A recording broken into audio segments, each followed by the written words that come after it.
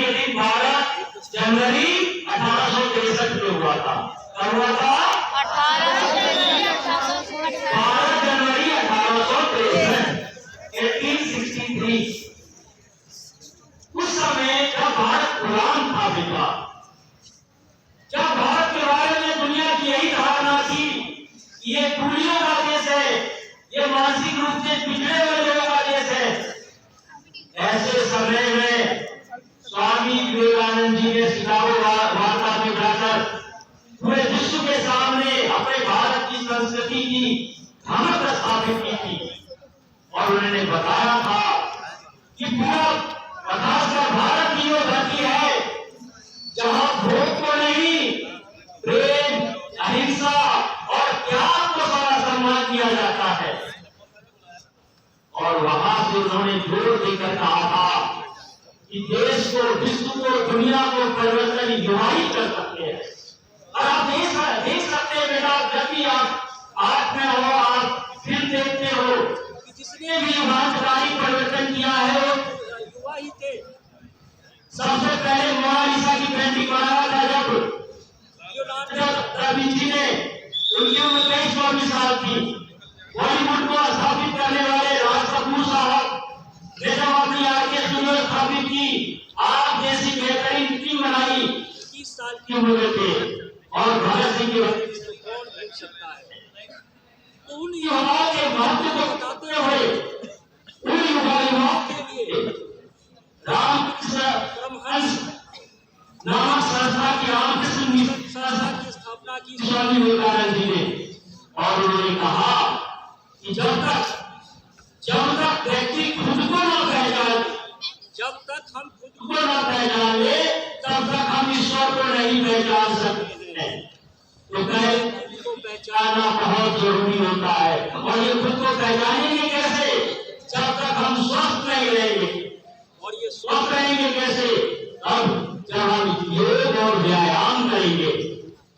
उन्होंने कहा कि किसी भी धार्मिक संस्था से पहले फुटबॉल के मैदान की आवश्यकता ज्यादा है, क्योंकि फुटबॉल के मैदान में हमारे देश का युवा बच्चा सशक्त होगा, मानसिक रूप से स्वस्थ होगा, तभी वो अपना और अपने देश का विकास कर सकेगा।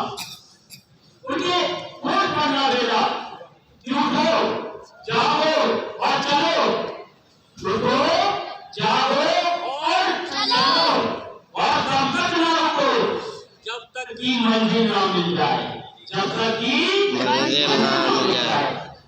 सबसे बड़ी बात कहते हैं कि जब कोई आपके पास मदद के लिए आ जाए तो आप अपने हाथ को फैलाइए, अपने उस दोस्त, अपने उस भाई की मदद। लेकिन हो सकता है सबसे पहली बात कि आप अपने हाथ को फैलाइए, कोई मदद मांगने आ गया है तो उसकी मदद करने के लिए। लेकिन यदि आप किसी कारणवश उसकी मदद करने में अक्षम है तो हाथ जोड़ लीजिए, तो हाथ जोड़ लीजिए।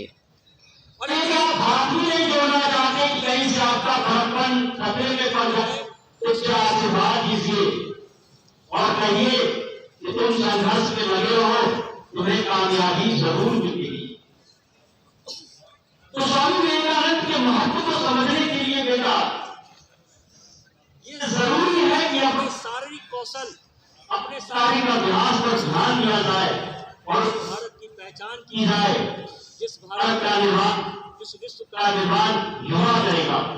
और यहाँ इस स्कूल में सेंट्री में आपके समक्ष स्वामी विवेकानंद जी की बात करने का उद्देश्य यही था कि जिस युवाओं को उन्होंने भरोसा किया है वो भटकने से बचे और उनके उस नाल अपना प्रण बनाए, उनको जाओ और चलो जब तक की मंजिल ना मिल जाए, जब तक की मंजिल ना मिल जाए। आप जरूर अपने शरीर को बलिष्ठ करने के लिए, अपने बीमारियों से, रोगों से दूर रहने के लिए योग और व्यायाम को अपनाइए और एक कुशल और स्वस्थ युवा बनकर इस देश के नवनिर्माण में अपना योगदान दीजिए। तो हम सभी स्वामी विवेकानंद जी के आग्रहों और शिक्षा को अपने जीवन अपनाएंगे और ज्यादा से ज्यादा पढ़ेंगे, लिखेंगे, स्वस्थ रहेंगे और और युवा सशक्त भारत का दिखाएंगे। जय हिंद, जय हिंद, जय हिंद, जय हिंद, जय भारत। अब मैं मंच पर अपने स्टाफ सेक्रेटरी साहब को बुलाना चाहूंगा। बहुत सालों से रामकृष्ण मिशन से जुड़े हुए हैं, आए कुछ दिशा निर्देश में, और हमारे स्टाफ सेक्रेटरी साहब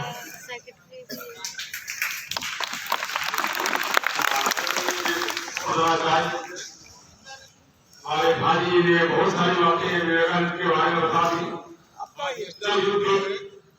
और मैं थोड़ा सा बचपन से एक संस्था थी हमारे यहाँ स्वामी विवेकानंद युवा पंजाब के प्रोग्राम, तो उसे काफी दिनों से जुड़ा रहा। हमारे यहाँ बहुत अच्छा प्रोग्राम जो है मनाया जाता है, बहुत अच्छे अच्छे वक्ता जो आते हैं। और